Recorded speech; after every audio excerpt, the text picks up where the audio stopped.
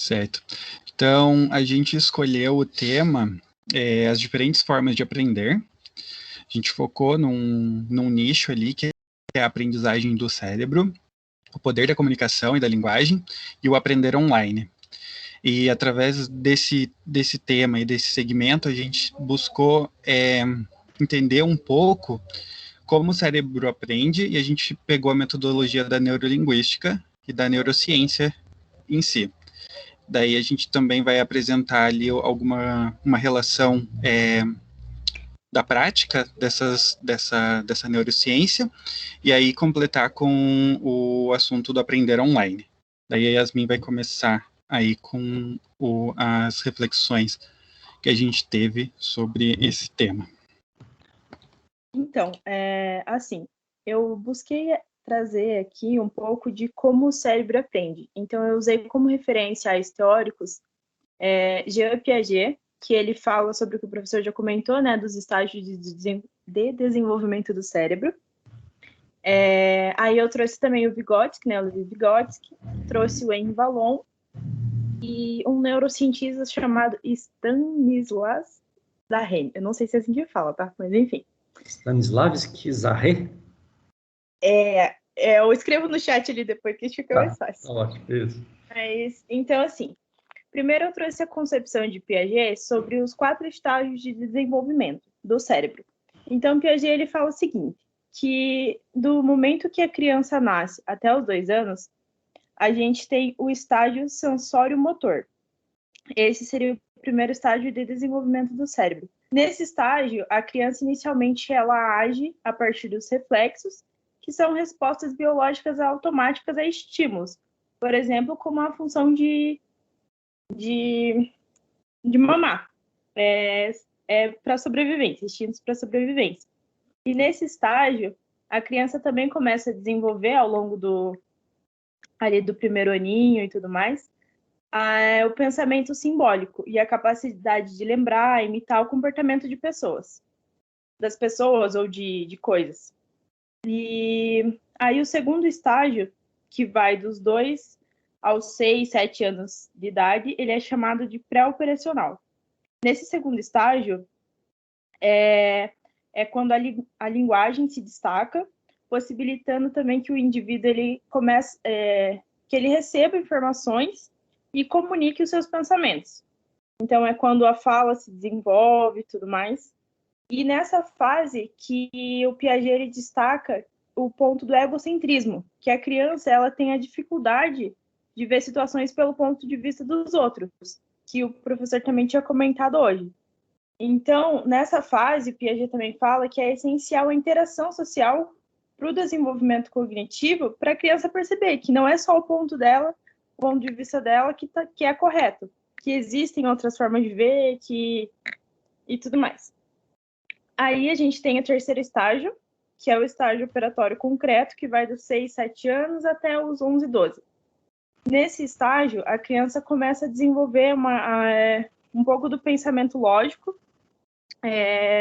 mas nessa fase, a criança ela precisa muito ver, ela entende aquilo que ela vê. Então, por exemplo, você vai ensinar uma criança, quanto que é 1 mais 1? Você mostra para ele, por exemplo, essa bolinha mais essa bolinha. Ela tem uma facilidade de entender dessa forma, com aquilo que ela vê. Aí a gente vai para o último estágio, que é o estágio dos 12 anos em diante. Esse estágio é chamado de lógico formal, que é quando a criança torna-se capaz de raciocinar sobre, por exemplo, sobre hipóteses, sobre conceitos abstratos, sobre a realidade, que não necessariamente é algo concreto que ela precisa ver como no estágio anterior.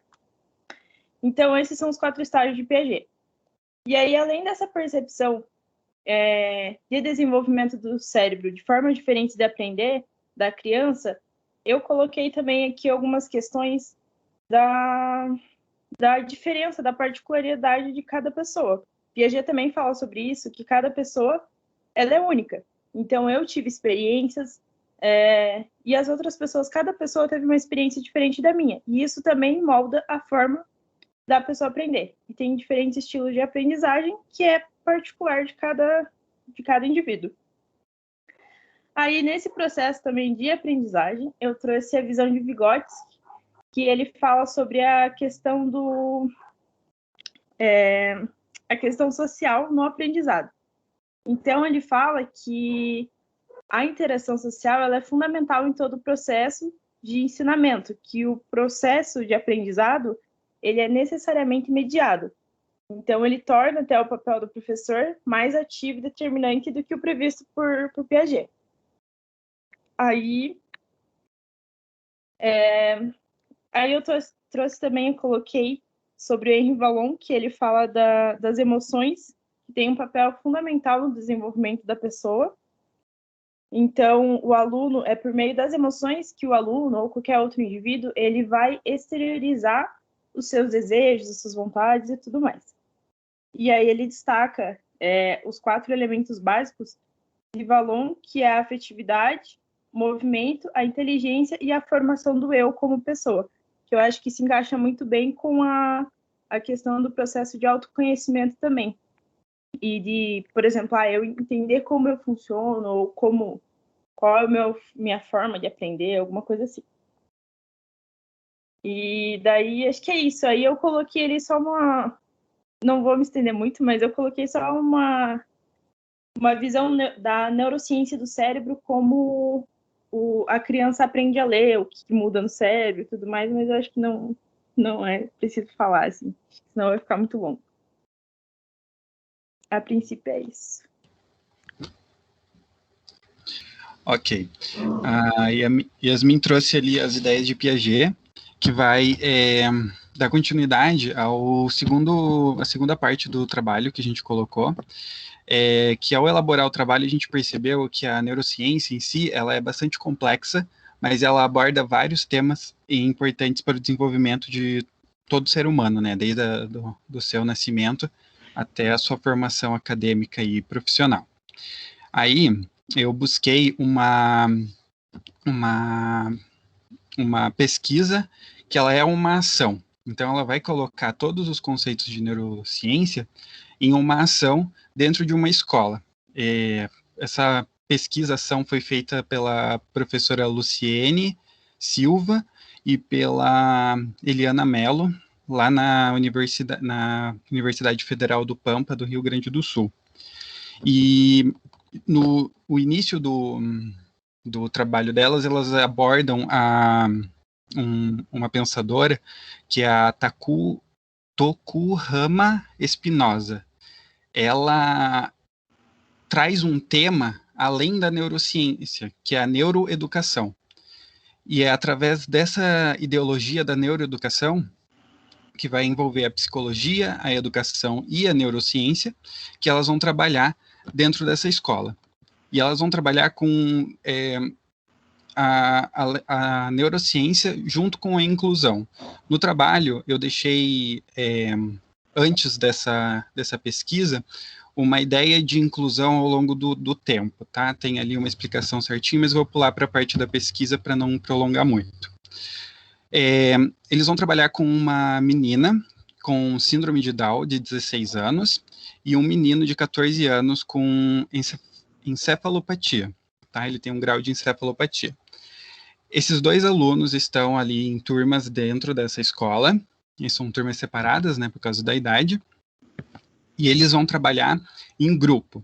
Então, eles estão dentro de uma escola com outros alunos, né? Não é uma escola especializada em pessoas com algum tipo de deficiência, ela é uma escola pública comum, certo? Aí, eles querem trabalhar todas essas ideias que a Yasmin trouxe ali, principalmente as do Piaget. Eles separaram as atividades ao longo do semestre em 5 etapas. A primeira vai trabalhar a estética, a emoção e ilusão, que através da observação de cartazes e filmes eles vão trabalhar os temas das disciplinas. A segunda parte vai a partir dos sentidos. Esses sentidos, eles vão ser trabalhados em um circuito sensorial. Então, tudo que eles aprendem lá vendo, eles começam a tocar, sentir, cheirar, em várias atividades aí com comida, jogos e sons. A terceira parte vai para o sistema nervoso e a neurociência em si. Então, eles trabalham novamente ali com filmes, agora eles estão jogando jogos de erros, elaborando perguntas e trabalhando entre eles, tá?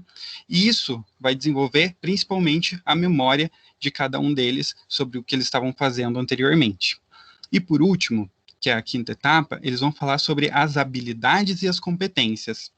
Nessa parte tem uma questão muito bacana que foi abordada no texto das duas professoras, que elas vão falar que todos os alunos perceberam a sua capacidade de entender os erros e a flexibilidade, tanto deles quanto dos outros alunos inclusos, em lidar com os seus erros, né? Não é porque eles erraram, não acharam todos os erros nos jogos, não conseguiram elaborar uma pergunta, que eles fracassaram.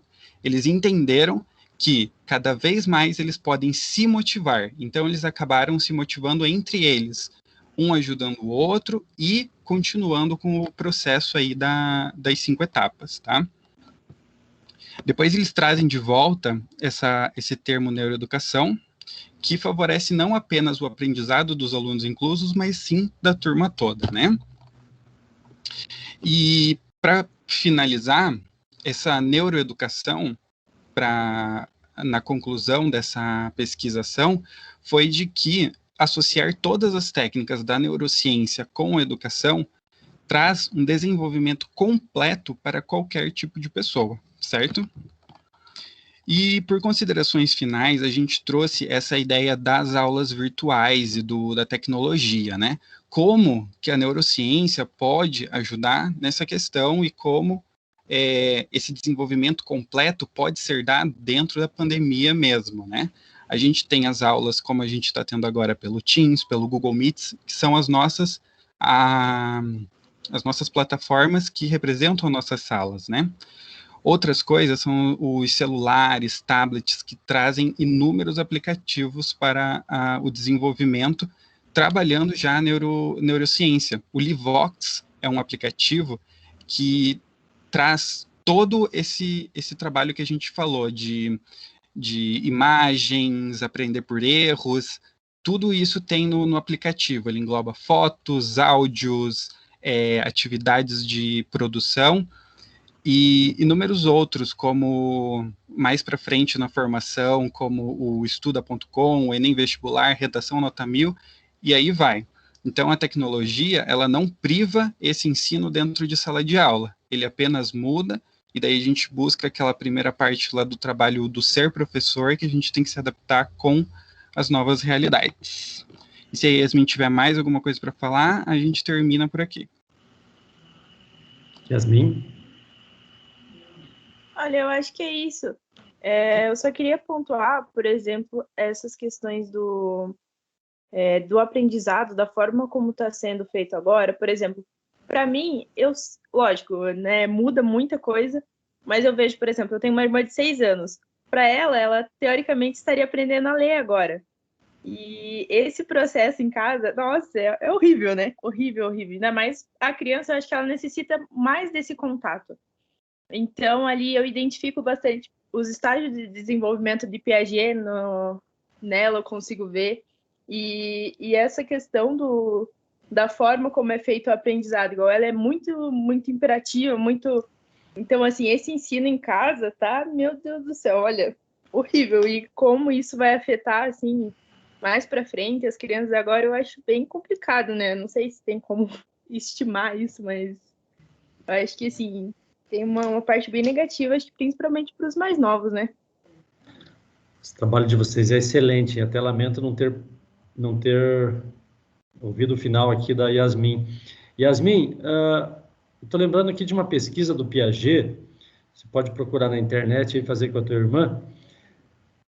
Mas a pesquisa é com criança um pouquinho menor, 4 anos, aproximadamente. Põe um boneco sobre a mesa, 2 crianças, uma de um lado, outra de outro. E aí pede para que desenhe o que você vê. É para exatamente trabalhar o ponto de vista do outro, né? Sim, Que você sim. falou da fase de 3 a 7, 3 a 6. Aí tá bom, desenharam, à frente e atrás, tá. Agora, vamos fazer o seguinte, desenhe o que a tua colega está vendo, para você investigar o quanto ela desenvolve o ponto de vista do outro. Essa pesquisa Piaget fez. É interessante, mas ele fez várias, né, de reversibilidade nessa fase também, com as minhocas, né, comprida, ou a bolinha de massa, o copo d'água alto e baixo. Piaget tem um monte de pesquisa com criança para verificar o volume, né, qual que tem mais volume, o copo alto ou copo baixo, mais largo, etc. Não vou aqui explorar. Você pode dar uma exploradinha isso na internet. Mas eu estou aqui bem curioso em relação a essa pesquisa que o Bruno trouxe, porque, puxa, tem tudo a ver com o que a gente está explorando aqui na aula, né, Bruno e Yasmin, para explorar várias linguagens. O nosso cérebro não é só verbal, o nosso cérebro é emocional, é sensorial, então a gente precisa, focado também em gamificação. Hoje a educação é muito focada em gamificação. Você trouxe aí um exemplo de algumas coisas que eu não conheço, esse Livox, eu não sei exatamente o que é, você disse mais ou menos. O Livox é um jogo de palavras, só que daí ele envolve imagens, sons para você entender as palavras. Não é exatamente game também, né? Não. Só que ao mesmo tempo, sim, ele envolve as duas coisas. Ele é bem completo, ele tem mais de uma coisa, mais de uma função. Mas eu sei que hoje existe também essa tendência, a colega que está estudando tendência aí, a Mayumi, né? E uma das tendências, claro que os autores ainda pouco falam disso no Brasil, mas já há textos também nessa linha, pesquisas, é a gamificação na educação, para desenvolver habilidades cognitivas. Mas eu não tenho conhecimento sobre isso para falar com mais detalhes, tá? Eu não conheço nada de gamificação na educação, mas eu já li algumas coisas, não pesquisas profundas ainda. O que eu li foram só matérias de revista, coisas bem sintetizadas, assim, não teria aqui elementos sobre isso. Mas, olha, a pesquisa das duas colegas aí, da Luciene, o sobrenome, Bruno, qual é? Luciene? Deixa eu só pegar aqui. E a gente tem que reiterar a importância dessa pesquisa. Eu acho até que vocês... a Luciene Silva e a professora Helena Maria Mello. Olha só. Elas são lá do Rio Grande do Sul. Vocês, como pesquisadores, poderiam pensar essa metodologia em outras temáticas. Olha, daria pesquisas originais na geografia, usando a mesma metodologia, hein? Gostei mesmo dessa pesquisa aí. Há muito de originalidade nessa pesquisa. O que eu falei aqui é bem pincelado. Elas fizeram um trabalho incrível, assim, tem apresentação de tabelas, gráficos e inúmeros conceitos ali que são trabalhados, né? Eu dei uma pincelada por cima. Me chamou a atenção pelas várias linguagens que elas exploraram, né? Sentidos, filmes, não sei se tem música também, não sei se tem dança. Sim, tem música. O que mais me chamou, não o que mais me chamou a atenção, mas um dos que mais me chamou a atenção é o circuito sensorial. Além de ouvir, escutar, eles ainda experimentam coisas, cheiram coisas. Então, sabe, eles vão trabalhar ali com a comida, com os cheiros, com os gostos, todos os sentidos que a gente pode explorar, elas exploraram dentro de sala de aula.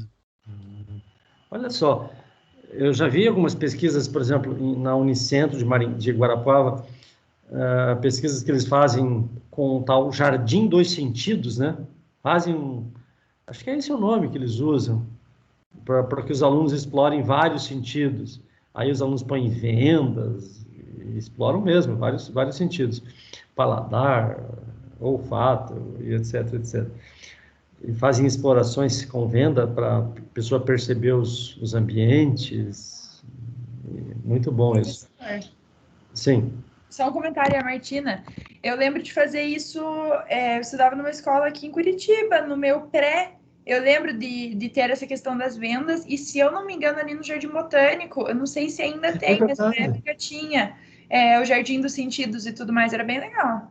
Eu acho que ainda tem, viu, Eu me lembro que na época que estavam construindo, até uma pessoa veio conversar comigo. Ainda tem. Ainda tem, né? Deve ter até melhorado hoje em dia. Que não, espero que não seja só para tocar, né? Podia ter outras experiências. Né? Deveria ter lá alguma sala que você ficasse ouvindo uma música com diferentes sons, alguma coisa assim, para você ser levado a outros ambientes, para desenvolver imaginação. A gente precisa estimular mais a nossa imaginação, porque a gente vai perdendo essa capacidade de imaginar, logo perde um pouco a capacidade de pensar, de ser criativo. Temos que estimular mais nossa imaginação. Senão a gente fica repetindo o que os outros nos dizem, né? Ou o que a gente lê, alguma coisa assim.